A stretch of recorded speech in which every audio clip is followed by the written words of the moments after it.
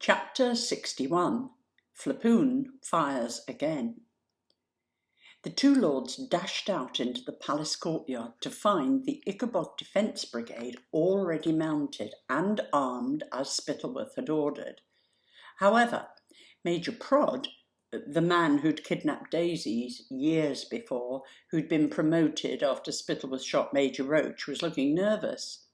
"My lord," he said to Spittlebot, who was hastily mounting his horse, "there's something happening inside the palace. We heard "Never mind that now," snapped Spittlebot. A sound of shattering glass made all the soldiers look up. "There are people in the king's bedroom," cried Prod. "Shouldn't we help him?" "Forget the king," shouted Spittlebot. Captain Goodfellow now appeared at the king's bedroom window.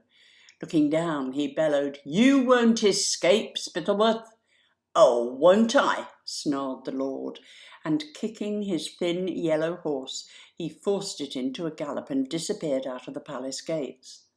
Major Prod was too scared of Spittlebot not to follow, so he and the rest of the Ickabog Defence Brigade charged after his lordship, along with Flapoon, who'd barely managed to get on his horse before Spittlebot set off, bouncing along at the rear, holding on to his horse's mane for dear life and trying to find his stirrups. Some men might have considered themselves beaten, what with escaped prisoners taking over the palace and a fake Ickabog marching through the country and attracting crowds, but not Lord Spittlebot. He still had a squad of well-trained, well-armed soldiers riding behind him, heaps of gold hidden at his mansion in the country, and his crafty brain was already devising a plan. Firstly, he'd shoot the men who'd faked this Ickabog and terrify the people back into obedience. And then he'd send Major Prod and his soldiers back to the palace to kill all the escaped prisoners. Of course, the prisoners might have killed the king by that time, but in truth it might be easier to govern the country without Fred. As he galloped along, Spittlebot thought bitterly that if only he hadn't put so much effort into lying to the king, he might not have made certain mistakes, like letting that wretched pastry chef have knives and saucepans.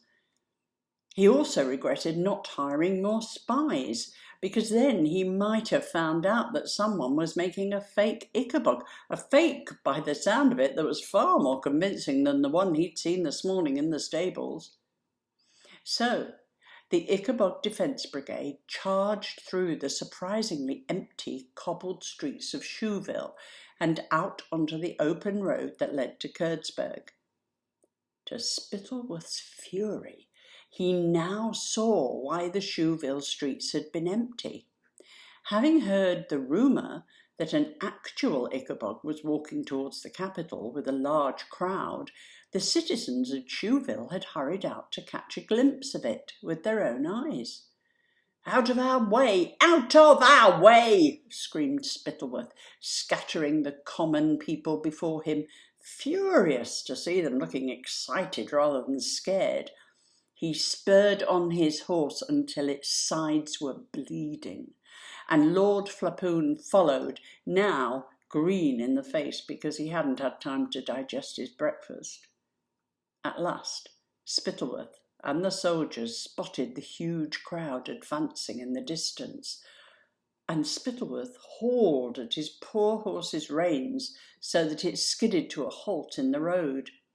And there, in the midst of thousands of laughing and singing cornucopians, was a giant creature as tall as two horses, with eyes glowing like lamps, covered in long greenish-brown hair like marsh weed, and on its shoulders rode a young woman, and in front of it marched two young men holding up wooden signs.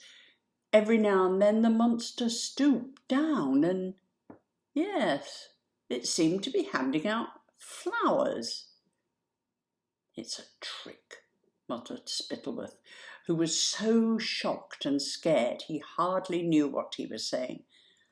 "It must be a trick," he said more loudly, craning his scrawny neck to try and see how it was done. There are obviously people standing on each other's shoulders inside a suit of marshweed. Guns at the ready, men. But the soldiers were slow to obey. In all the time they'd been supposedly protecting the country from the Ickabog, the soldiers had never seen one, nor had they really expected to. And yet they weren't all convinced they were watching a trick. On the contrary, the creature looked very real to them. It was patting dogs on the head and handing out flowers to children and letting that girl sit on its shoulder. It didn't seem fierce at all. The soldiers were also scared of the crowd of thousands marching along with the Ickabog, who all seemed to like it. What would they do if the Ickabog was attacked? One of the youngest soldiers lost his head completely. "That's not a trick. I'm off."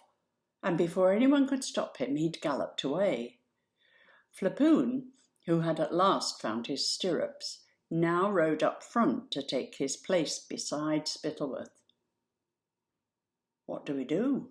asked Flapoon, watching the Ickabog and the joyful singing crowd drawing nearer and nearer. "I'm thinking," snarled Spittlebot. "I'm thinking." But the cogs of Spittlebot's busy brain seemed to have jammed at last. It was the joyful faces that upset him the most. He'd come to think of laughter as a luxury, like Chouville pastries and silk sheets, and seeing these ragged people having fun frightened him more than if they'd all been carrying guns. "I'll shoot it," said Flapoon, raising his gun and taking aim at the Ickabog. "No, no," said Spittlebot. "Look, man, can't you see? We're outnumbered." But at that precise moment, the Ickabog let out a deafening, blood-curdling scream. The crowd that had pressed around it backed away, their faces suddenly scarce. Many dropped their flowers, some broke into a run. With another terrible screech, the Ickabog fell to its knees, almost shaking Daisy loose, though she clung on tightly.